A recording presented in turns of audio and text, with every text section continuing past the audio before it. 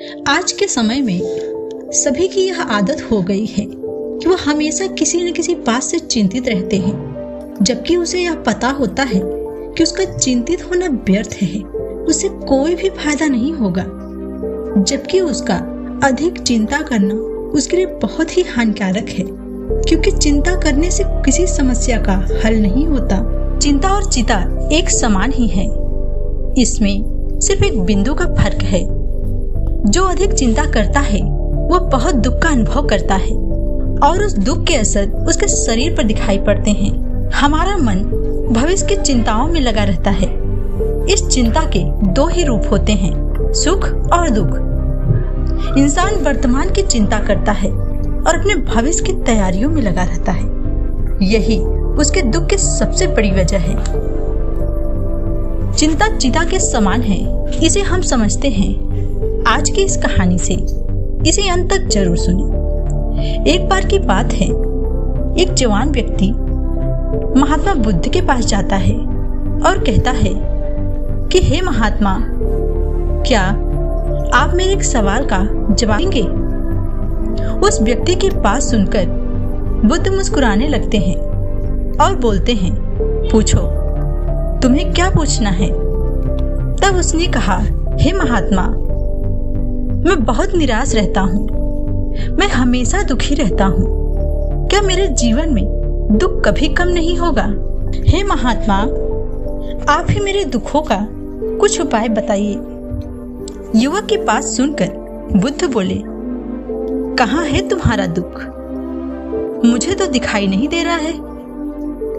महात्मा बुद्ध की बात सुनकर वह व्यक्ति कहता है कि हे महात्मा, दुख तो मेरे अंदर है, उसे मैं दिखा नहीं सकता। बुद्ध बोले, अच्छा एक बात बताओ, क्या तुमने अपने दुख को देखा है? उसने कहा, नहीं बुद्ध, मैंने अपने दुख को नहीं देखा, पर मैं जानता हूँ, क्योंकि इस दुख ने मेरे जीवन में अशांति कर रखी है। वह व्यक्ति अपने दुख के बारे में बुद्ध को बता रहा होता है। तभी एक भिक्षु दौड़कर आता है और बुद्ध से कहता है। तब बुद्ध उस व्यक्ति से कहते हैं, तुम मेरे साथ चलो, आज मैं तुम्हें जीवन का सत्य दिखाता हूँ। तुम्हें कुछ भी बोलना नहीं है, सिर्फ शांति से सब कुछ देखना है। महात्मा की बात सुनकर वह व्यक्ति उनके पीछे पीछे चलने लगा। कुछ दूर चलने पर बुद्ध एक घर के अंदर जाते हैं। वह व्यक्ति देखता है बहुत से लोग एकत्रित रहते हैं और बीच में एक वृद्ध आदमी लेटा रहता है। बुद्ध उस आदमी के पास जाते हैं और उसकी चारपाई पर एक तरफ बैठ जाते हैं। बुद्ध को देखकर वह व्यक्ति जोर जोर से रोने लगता है और कहता है कि हे बुद्ध, मैं नहीं जानता कि मैं कितने दिनों का और मेहमान हूँ। पता नहीं किस वक्त मुझे भगवान का बुलावा आ जाए। मैं मरने से पहले आपसे कुछ प्रश्नों के उत्तर जानना चाहता। मुझे ये भली प्रकार पता है कि मेरे सवालों के जवाब आप ही मुझे दे सकते हैं। इसके बाद उस वृद्ध ने कहा, हे बुद्ध, मुझे इस वक्त अपने बचपन के दिन बहुत याद आ रहे हैं। जब मैं उन दिनों को याद करता हूँ तो मुझे लगता है कि वो भी क्या दिन थे। उन्हें याद करके मैं रोने लगता हूँ। उस समय कितनी आजादी थी, ना कोई पाने की इच्छा और ना कुछ खोने का डर। जैसे मैं बड़ा होने लगा, मैं जिंदगी की दौड़ में पीछे होने लगा। मेरे घर वाले हमेशा कहते कि देखो, उसने वो कर लिया, वह कितना अधिक कमाता है, तुम भी उसके जैसा क्यों नहीं करते? सभी मुझे दूसरों के जैसा बनता देखना चाहते थे। मैं उनकी बात सुनता तो मुझे बहुत दुख होता, कुछ भी नहीं कर पा रहा था। सब लोगों की बातें सुनकर मेरा मन बेचैन रहने लगा। लोग मुझे देखते तो कुछ न कुछ कहने लगते। सब लोग मुझे किसी और की तरह बनने के लिए कहते थे। मैं उन तानों से परेशान होकर जीवन में कुछ करने का निश्चय किया। मैंने तय किया कि मैं भी कामयाब होकर दिखाऊंगा। पहले तो मुझे सफलता नहीं मिली, फिर मेरा व्यापार चलने लगा। तब मुझे कुछ पाने का एहसास हुआ। मैं बहुत खुश था, क्योंकि जो लोग मुझे ताने देते थे वो सभी मेरे आगे पीछे घूमने लगे। कुछ समय बाद मेरी शादी हो गई। तब मुझे लगा कि मेरा जीवन सफल हो गया। कुछ साल बाद मेरे 2 बेटे हुए। मेरी जिंदगी अच्छे से चल रही थी, पर ईश्वर को तो कुछ और ही मंजूर था। तभी मेरी पत्नी चल बसी। मैं टूट चुका था, पर मेरे दोनों बच्चे मेरे साथ थे। मैं अपने जीवन में वो सब कुछ पा लिया जो मुझे चाहिए। पर हे बुद्ध, उस जीवन चक्र में मैं हमेशा ही सोचता था कि मैं कौन हूँ, मैं यहाँ क्यों आया हूँ और क्या कर रहा हूँ। मैंने कई बार आपसे मिलने की सोची, फिर मैं सोचता मैं अपने जीवन की परेशानी दूर कर लूं। कार्यों और परेशानियों के बीच मुझे आपके पास आने का समय ही नहीं मिला।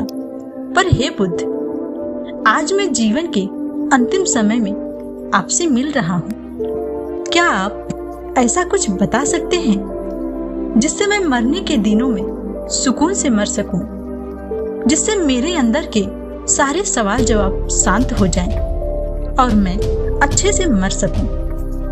तो बुद्ध ने कहा, बचपन तो सभी का बहुत अच्छा होता है, ना कोई चिंता ना कोई फिक्र, क्योंकि उस समय व्यक्ति आजाद होता है। उसे जो इच्छा होती है वह वही करता है। पर जैसे जैसे तुम बड़े होते हो, अपना भविष्य बनाने के चक्कर में सब कुछ भूल जाते हो। आज जब मृत्यु तुम्हारे सैया पर लेटी हुई है, और आज जब मृत्यु तुम्हारे सैया पर लेटी हुई है, आस हो रहा है कि मैंने अपने जीवन में कुछ भी हासिल नहीं किया। तुम अब ये समझ पा रहे हो कि तुमने जो भी पाया है, इसमें से एक सुई भी नहीं ले जा सकते। अगर तुम तभी समझ लेते कि मृत्यु कभी बताकर नहीं आती, वह कभी भी आ सकती। अगर तुम ये बात तभी समझ जाते तो तुम ध्यान और सत्य की खोज में लग जाते। तो उस व्यक्ति ने कहा, मैं ये जानता हूँ कि मुझसे बहुत गलतियां हुई, पर क्या मैं अब शांति और सुकून से नहीं मर सकता?